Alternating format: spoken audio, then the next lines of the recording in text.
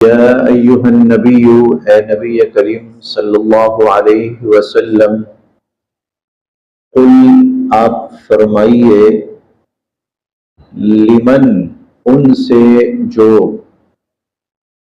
فی ایدیکم تم لوگوں کے ہاتھوں میں ہیں، یعنی تم لوگوں کے قبضے میں ہیں، من الاسرا قیدی، جو قیدی تم لوگوں کے قبضے میں ہیں، جو تم لوگوں کے ہاتھوں میں ہیں، ان سے کہیے، ان اگر یعلم معلوم کریں گے، اللہ اللہ فی قلوبکم تمہارے دلوں میں، خیرن خیر بھلائی بہتری، اگر اللہ تعالیٰ تمہارے دلوں میں خیر معلوم کریں گے، یعنی خیر پائیں گے اگر تمہارے دلوں کے اندر، یؤتی تو دیں گے، تمہیں، یؤتکم تو دیں گے تمہیں، خیرن بہت بہتر، مما اس سے جو، اخذ لیا گیا، منکم تم سے، یؤتکم خیرا مما اخذ منکم جو تم سے لیا گیا اس سے بہت بہتر تمہیں عطا فرمائیں گے، وَيَغْفِرْ لَكُمْ اور اللہ تعالیٰ تمہاری بخشش بھی فرما دیں گے، واللہ اور اللہ تعالیٰ غفور الرحیم بخشنے والے ہیں، رحم فرمانے والے ہیں۔ یہ آیت بھی قیدیوں سے متعلق نازل ہوئی ہے، اور اس کا دراصل اس آیت میں بھی ایک دفعہ پھر ان لوگوں کو ایمان لانے کی ترغیب دی گئی ہے۔ ہوا اس طرح کہ اس بات پر اتفاق ہو گیا کہ جو قیدی ہیں ان سے فدیہ لیا جائے، اور فدیہ لے کر ان کو چھوڑ دیا جائے، آزاد کر دیا جائے۔ اب جب قیدیوں سے فدیہ مانگا گیا تو کچھ قیدیوں نے یہ کہا، یہ تو ہمارے پاس تو کچھ نہیں ہے، ہم تو نہیں دے سکتے۔ خاص طور پر رسول اللہ صلی اللہ علیہ وسلم کے جو چچا تھے حضرت عباس رضی اللہ تعالی عنہ، تو ان سے حضور علیہ الصلوۃ والسلام نے کہا جی فدیہ دیں گے آپ بھی، بلکہ فدیہ آپ نے فرمایا آپ اپنا بھی دیں گے، اور ان کے دو بھتیجے تھے جو غزوہ بدر میں گرفتار ہوئے تھے، حضور علیہ الصلوۃ والسلام نے فرمایا کہ آپ ان کا بھی دیں گے، ان کا بھی آپ فدیہ دیں گے۔ وہ کہنے لگے بھتیجے ہمارے پاس کیا بچا ہے پیچھے، نہ ہماری ناک بچی نہ ہمارا پیسہ بچا، سارا کچھ تو تم نے لے لیا پہلے ہی، فتح بھی مل گئی تم لوگوں کو، ٹھیک ہے، ہم تو ہر چیز سے محروم ہو گئے، اب اوپر سے ہمیں کہہ رہے ہو فدیہ بھی دو، تو کہاں سے دیں؟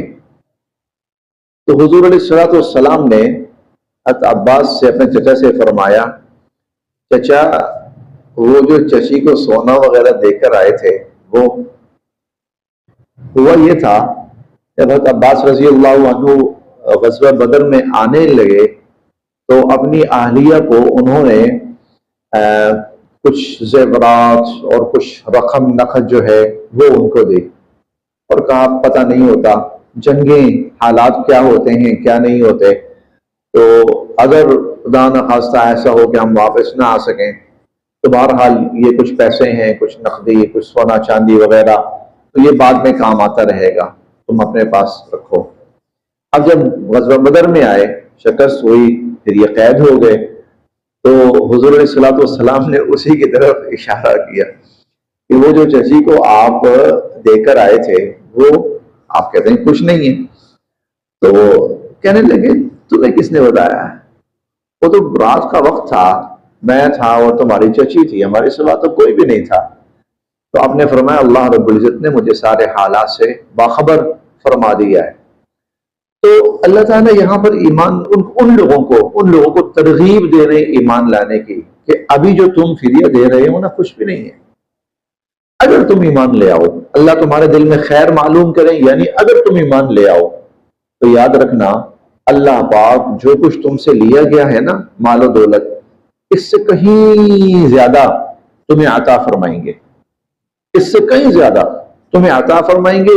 وَيَغْفِرْ لَكُمْ، بلکہ اللہ تعالیٰ تمہاری بخشش بھی فرما دیں گے، تمہیں بخش بھی دیں گے۔ تو دنیاوی فائدہ بھی ہے، اخروی فائدہ بھی ہے۔ دنیاوی فائدہ کہیں زیادہ مال و دولت ملے گا، اخروی فائدہ بخشے جاؤ گے، جنت میں جاؤ گے۔ تو ایمان کی ترغیب اللہ تعالیٰ ساتھ ساتھ ان لوگوں کو دے رہے ہیں۔ چنانچہ ایسا ہوا، حضرت عباس رضی اللہ تعالیٰ عنہ ایمان لائے، ایمان کی برکت سے مغفرت ہو گئی، یقینی بات ہے۔ وہ تو یعنی کہ علی الاطلاق کہہ لیں، حتمی طور پر قطعی طور پر جنتی ہیں، کوئی شک و شبہ ہی نہیں اس کے اندر۔ تو جہاں تک تعلق ہے مالی اسباب کا، دنیاوی اسباب کا، تو عباس بعد میں فرمایا کرتے تھے رضی اللہ تعالی عنہ کہ اس آیت میں اللہ تعالیٰ نے جس نفع کا فائدہ دیا کا وعدہ فرمایا تھا نا، اس نفع کا سب سے زیادہ مشاہدہ میں نے کیا ہے۔ وہ کہتے ہیں جتنے لوگ قید ہوئے تھے اور بعد میں رہا ہوئے، فدیہ دیا اور ایمان لائے، مجھ سے زیادہ کسی کو اللہ نے مالی منفعت اور نفع نہیں دیا ہوگا۔ تو میں کہتے تھے مجھ سے زیادہ کسی نے اس کا مشاہدہ نہیں کیا ہوگا۔ یؤتکم خیرا مما اخذ منکم، جو تم سے لیا گیا ہے نا اس سے کہیں زیادہ، کہیں بہتر اللہ تمہیں عطا بھی فرمائیں گے، ویغفر لکم، تمہیں بخش بھی دیں گے۔ واللہ غفور الرحیم، اور اللہ تعالیٰ بخشنے والے، رحم فرمانے والے ہیں۔ وَإِنْ، اور اگر، یریدو، یہ لوگ چاہیں، اور اگر یہ لوگ چاہیں، خیانتک، آپ کو دھوکہ دینا، اور اگر یہ لوگ آپ کو، اب دیکھیں نا، پہلا پہلو تو یہ ہے ایمان قبول کر لیں، اور ایمان قبول کرنے کے بعد دنیا اور آخرت کا ہر نفع حاصل کریں۔ اور دوسرا پہلو یہ ہے کہ یہاں سے تو کسی طرح فدیہ دے کے چھوٹ جائیں اور کل کو پھر آپ کے خلاف کوئی نہ کوئی اقدام کرنے کی کوشش کریں۔ وَإِن يُرِيدُوا، اور اگر یہ چاہیں خیانتک، آپ کو دھوکہ دینا، فقد، تو یقیناً، خانوا، انہوں نے دھوکہ دینے کی کوشش کی، اللہ کو بھی، من قبل، اس سے پہلے، انہوں نے اس سے پہلے اللہ کو دھوکہ دینے کی کوشش کی ہے۔ فَأَمْكَنَ مِنْهُمْ، اللہ نے ان کو تمہارے قبضے میں دے دیا۔ اللہ نے، دیکھو اللہ کے دین کو مٹانے کے لیے نکلے تھے یہ، اس سے بڑی بدعہدی اللہ کے ساتھ اور کیا ہو سکتی ہے؟ تو یہ اللہ کے دین کو مٹانے نکلے تھے، نتیجہ کیا نکلا؟ فَأَمْكَنَ مِنْهُمْ، اللہ نے ان کو تمہارے قبضے میں دے دیا۔ واللہ، اور اللہ تعالیٰ، علیم، جاننے والے ہیں، حکیم، حکمت والے ہیں، اور اللہ تعالیٰ جاننے والے اور حکمت والے ہیں۔ ان، بے شک، الذین، جو لوگ، آمنوا، ایمان لائے، ان الذین آمنوا، بے شک جو لوگ ایمان لائے، وہاجروا، اور انہوں نے ہجرت کی، وجاہدوا، اور انہوں نے جہاد کیا، بِأَمْوَالِهِمْ، اپنے مالوں کے ساتھ، وَأَنفُسِهِمْ، اور اپنی جانوں کے ساتھ، فی سبیل اللہ، اللہ کی راہ میں، اور انہوں نے اپنی جانوں کے ساتھ اور اپنے مالوں کے ساتھ اللہ کی راہ میں جہاد کیا، یہ لوگ مہاجرین کہلائے۔ مہاجرین، ایمان لائے، ہجرت کی، ہجرت کی بنا پر، ایمان اور ہجرت کی بنا پر مہاجرین کہلائے۔ یہ وہ لوگ تھے مکہ چھوڑ کر مدینہ آئے۔ والذین، اور وہ لوگ، آووا، جنہوں نے ان کو ٹھکانہ دیا، ونصروا، اور ان کی مدد کی، یہ انصار کہلائے۔ مہاجرین، انصار، مسلمانوں میں یہ دو بڑے طبقات تھے، مہاجرین اور انصار۔ اولئک، یہ سب، بعضهم، ان میں سے بعض، اولیاء، ولی، مدد، معاون، مددگار، دوست، ساتھی ہیں بعض دوسروں کے۔ اولئک بعضهم اولیاء بعض، یہ سب ایک دوسرے کے دوست، رفیق، معاون، مددگار ہیں۔ وہ فرق مٹانے کی کوشش کر رہے ہیں اللہ رب العزت، اور مٹایا، جو عمومی طور پر باہر سے آنے والوں کے بارے میں دنیا روا رکھتی ہے۔ باہر سے آنے والوں کے بارے میں جو فرق دنیا روا رکھتی ہے، اللہ رب العزت نے اس فرق کو ختم فرمایا۔ مہاجر دیکھیں، مہاجر کوئی بھی ہو نا، بہت مشکل ہوتا ہے کہ وہ اپنی اس شناخت کو ختم کر سکیں، تو مہاجر کا ٹھپا ان پہ لگا رہتا ہے۔ ابھی پاکستان نے پیچھے 30 لاکھ مہاجرین جو روس اور امریکہ کی جنگ کے وقت پاکستان آئے تھے، روس امریکہ نہیں، روس اور افغانیوں کی جو جنگ ہوئی تھی 79 کے اندر شروع ہوئی تھی، اس میں 30 لاکھ مہاجرین جو پاکستان آئے، پاکستان نے اس وقت ویلکم کیا، ان کو آباد کیا اپنے پاس۔ آج پاکستان کہہ رہا نکلو بھائی، ختم، بس وہ ٹھپا نہیں ختم ہوا، تم باہر سے آئے تھے، جاؤ باہر واپس۔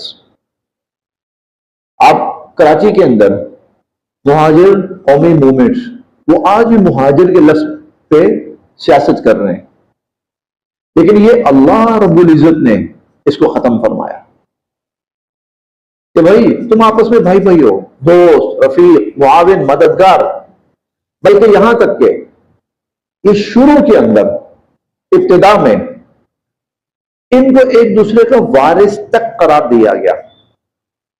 مہاجر فوت ہوگا تو وارث انصاری ہے، انصاری فوت ہوگا تو مہاجر وارث ہے، یہاں تک ان کو۔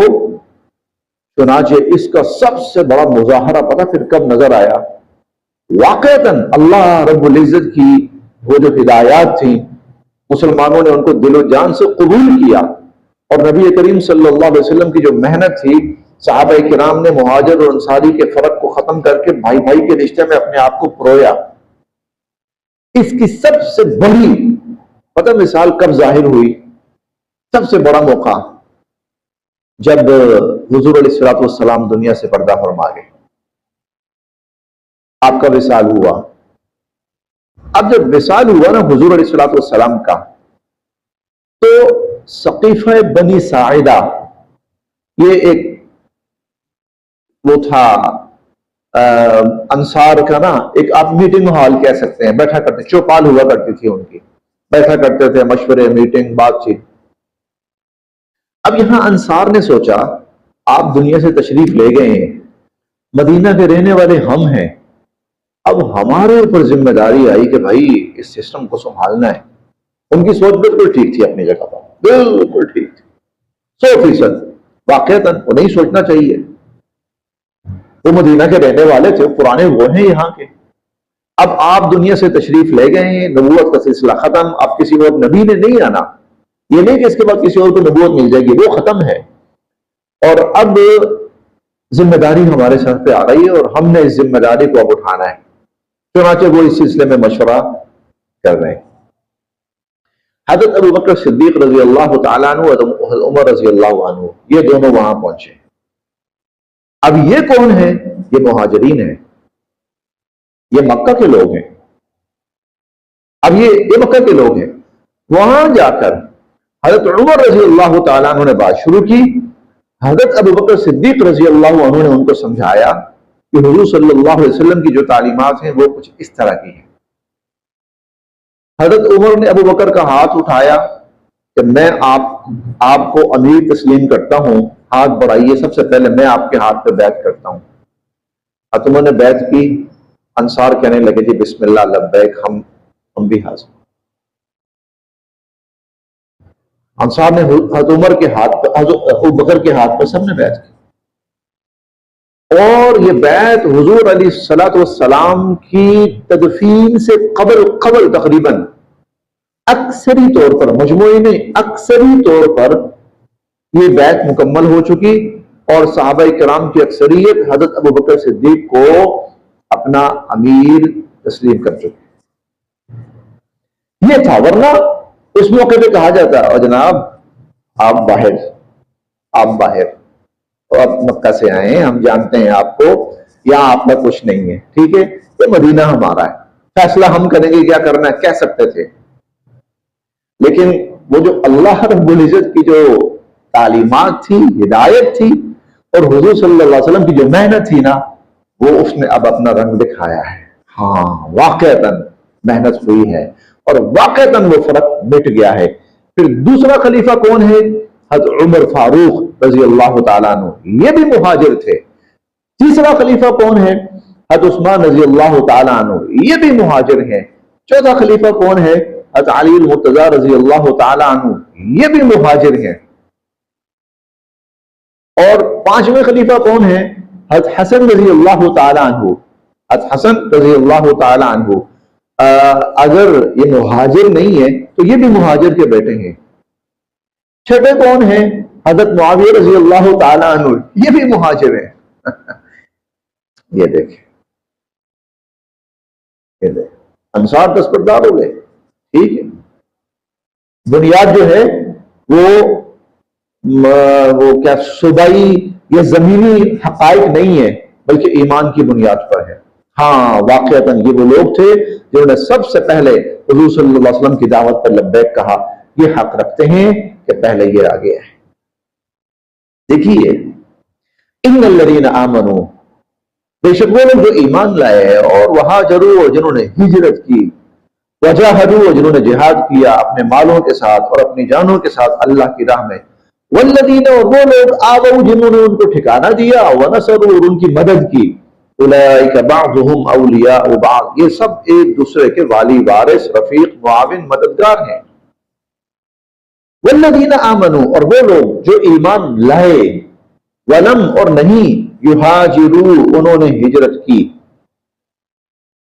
اور وہ لوگ جو ایمان تو لائے لیکن انہوں نے ہجرت نہیں کی، اب وہ مکہ ہی میں ہے۔ ما لکم، نہیں ہے تمہارے لیے، من ولایتہم، ان کی رفاقت اور ان کی وراثت میں سے، من شیء، کچھ بھی، حتی یہاجروا، جب تک کہ وہ ہجرت نہ کر لیں۔ اگر وہ لوگ مکہ چھوڑ کر مدینہ جب تک نہیں آتے، اس وقت تک تمہارا ان کی وراثت میں سے اور ان کی وراثت میں سے تمہارا کوئی لینا دینا نہیں۔ وَإِنْ، اور اگر اسْتَنْصَرُوا، ہاں وہ مدد مانگے، تم سے، وَإِنْ اسْتَنْصَرُوكُمْ، اور اگر وہ تم سے مدد مانگے، فی الدین، دین کے معاملے میں، فَعَلَيْكُمْ، تو تم پر لازم ہے، النَّصْرُ، ان کی مدد کرنا۔ اگر وہ تم سے مدد مانگے کسی موقع پر تو ان کی مدد ضرور کرو۔ مدد اور معاونت جو ہے یہ تو دین کی بنیاد پر، یہ تو تم کر سکتے ہو، لیکن ان کے ساتھ تمہارے اب مالی معاملات، جب تک کہ وہ ہجرت کر کے ادھر نہیں آتے، تمہارے ان کے ساتھ کسی قسم کے مالی معاملات، ولایت، کسی قسم کی وراثت، رفاقت، وہ نہیں ہے۔ الا، سوائے، علی قوم، اس قوم کے، بینکم، تمہارے درمیان، وبینہم، اور ان کے درمیان، میثاق، کوئی معاہدہ ہے۔ الا علی قوم بینکم وبینہم میثاق، سوائے اس قوم کے کہ تمہارے اور ان کے درمیان معاہدہ ہے۔ مطلب کیا ہے؟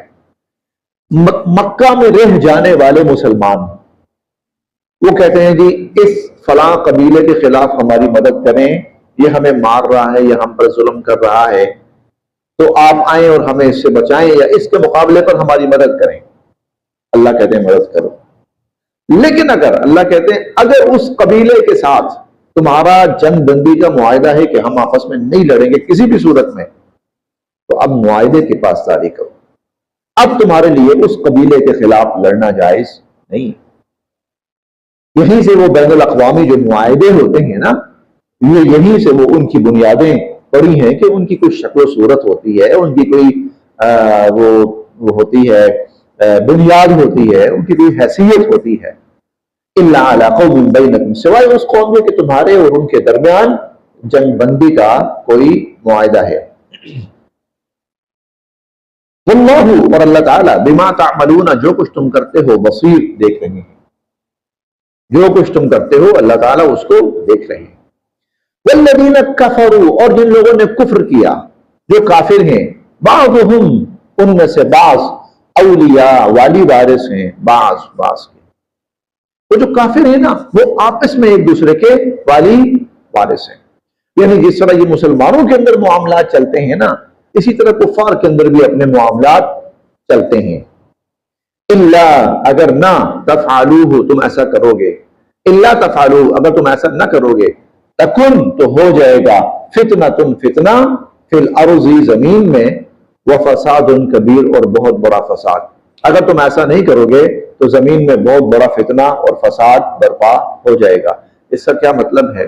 مطلب یہ ہے کہ دیکھو جس طرح مسلمانوں کے باہمی معاملات ہوتے ہیں نا، مذہبی معاملات ہوتے ہیں، معاشرتی معاملات ہوتے ہیں، اسی تو وہ اسلام کے مطابق انجام دیں گے۔ اسی طرح کفار کے کچھ مذہبی معاملات ہوتے ہیں، کفار کے مذہبی معاملات ہوتے ہیں۔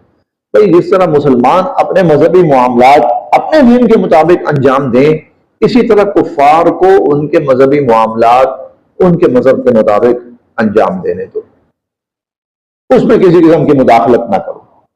اگر مثال کے طور پر ایک ہندو کہتا ہے جی ہمارا نکاح کا طریقہ یہ ہوتا ہے کہ ہم اس طرح کو پھیرے لگاتے ہیں اور یہ کرتے ہیں وہ کرتے ہیں، ٹھیک ہے کرو بھائی، ہمیں اس سے کیا ہے، ہمارا اس سے کوئی لینا دے۔ وہ کہتے ہیں جی ہمارا دین ہے ہم اپنے مردے کو جلا دیتے ہیں، آگ لگا دیتے ہیں، ٹھیک ہے بھائی ہم اس میں مداخلت نہیں کریں گے۔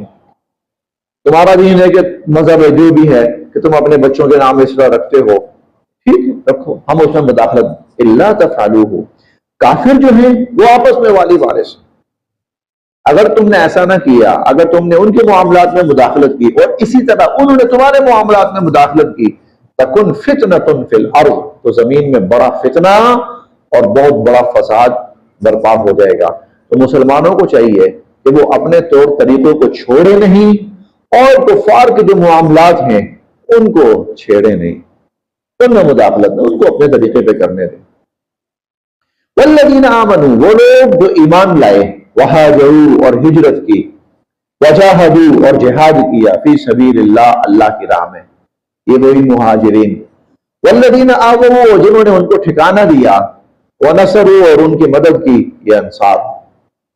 اولئک، یہ ہم المؤمنون، ایمان والے ہیں، مومن ہیں، حقا، سچے، یہ سب سچے مومن ہیں، یہ سب سچے مومن ہیں، سچے ایمان والے ہیں۔ لہم، ان کے لیے، مغفرۃ، بخشش ہے، ورزق کریم، اور ان کے لیے بڑا ہی عمدہ صلہ اور بدلہ ہے۔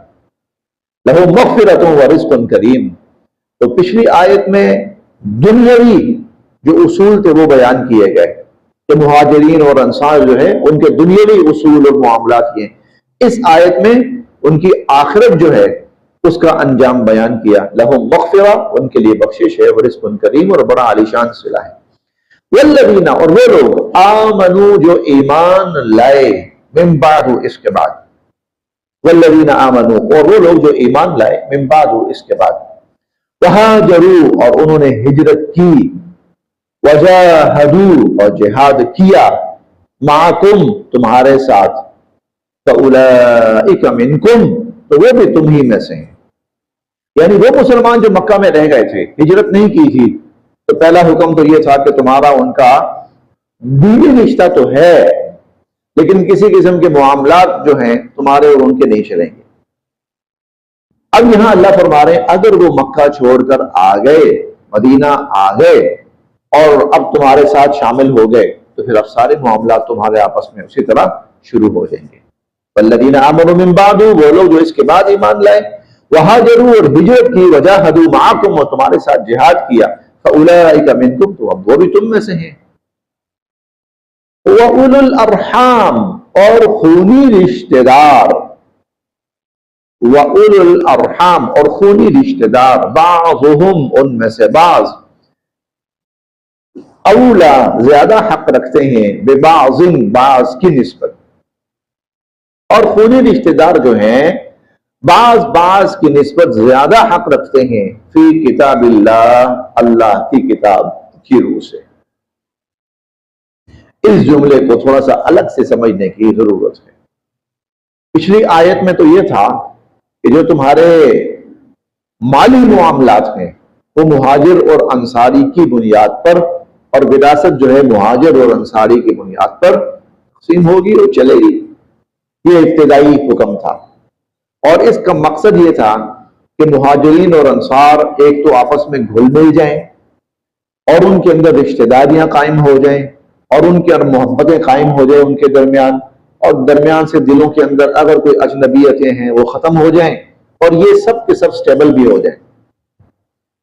اب اللہ کا کرنا یہ ہوا کہ وہ مقاصد پورے ہو گئے، مہاجرین اور انصار آپس میں گل مل گئے، ٹھیک ہے، ان کے درمیان رشتے ناطے بھی شروع ہو گئے، اور یہ دونوں اپنی اپنی جگہ معاشی اعتبار سے مستحکم بھی ہو گئے۔ اب اللہ رب العزت نے اصل حکم جو ہمیشہ کے لیے جاری فرمانا تھا وہ جاری فرمایا، اور وہ کیا ہے؟ اب آئندہ سے جو وراثت ہے وہ مہاجر اور انصاری کی بنیاد پر نہیں، بلکہ وہ خونی رشتوں کی بنیاد پر تقسیم ہوا کرے گی، اور اس کے اندر بعض کا حصہ بعض کی نسبت زیادہ ہے۔ وَأُولُو الْأَرْحَامِ، اور جو خونی رشتے ہیں، بَعْضُهُمْ أَوْلَىٰ بِبَعْضٍ فِي كِتَابِ اللَّهِ، بعض کی نسبت زیادہ حق رکھتے ہیں اللہ کی کتاب کی روح سے۔ یہ اب اگلا حکم، اب ہمیشہ ہمیشہ کے لیے یہی حکم آ گیا۔ پھر اس کی تفصیل جو ہے وہ چوتھے پارے میں اللہ تعالیٰ نے مزید بیان فرما دی، یوصیکم اللہ فی اولادکم للذکر مثل حظ الانثیین، مرد کا حصہ اتنا ہے، عورت کا اتنا ہے، ماں باپ ہو تو ان کا اتنا ہے، اولاد ہو تو ان کا اتنا ہے، میاں بیوی ہیں تو ان کا آپس میں اتنا ہے۔ تو وَأُولُو الْأَرْحَامِ، اور خونی رشتہ دار، بَعْضُهُمْ أَوْلَىٰ بِبَعْضٍ، بعض زیادہ حق رکھتے ہیں بعض کی نسبت، فی کتاب اللہ، اللہ کی کتاب کی روح سے، ان اللہ، بے شک اللہ تعالی، بِكُلِّ شَيْءٍ عَلِيمٌ، ہر چیز کے بارے میں خوب جاننے والے ہیں۔ بس یہ